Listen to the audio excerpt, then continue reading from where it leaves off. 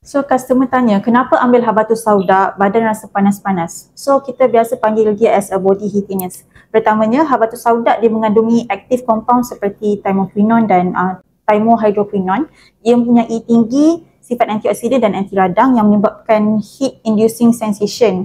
Yang kedua disebabkan oleh peningkatan metabolisme badan menyebabkan kita rasa panas. Increase metabolism activity ini dipengaruhi oleh thermogenesis effect dan juga proses pencernaan.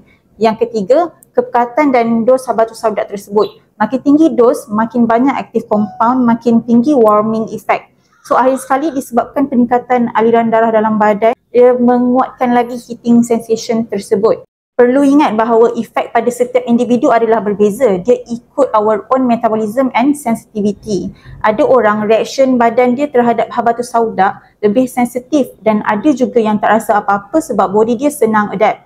Jadi, saya kongsikan dua cara bagaimana untuk kurangkan efek body heatiness ini. So, first adalah dosage adjustment. If you guys biasa ambil 2 soft gel sehari, boleh kurangkan ambil kepada sebiji sehari dulu. Yang kedua, hydration. When incorporating any supplement into your routine, you mesti kena cukupkan amount water intake. Terutama yang oil base ni lah, sometimes boleh lead to tekak kering, haus dan diuretics effects. So, sangat-sangat penting untuk pastikan badan anda terhidrat. So, dapat sesuatu, jangan lupa like, comment and share video ni.